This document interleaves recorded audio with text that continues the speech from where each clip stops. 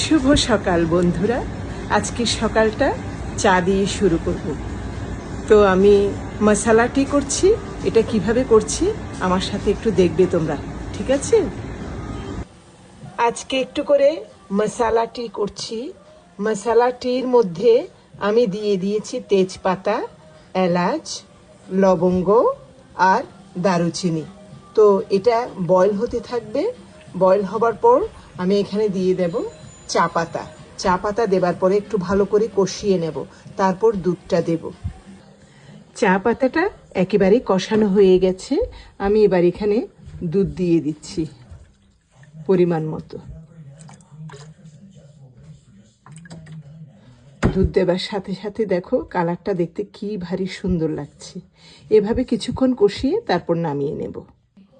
মশালাটি হয়ে গেছে রেডি, এখন শুধু খেতে হবে।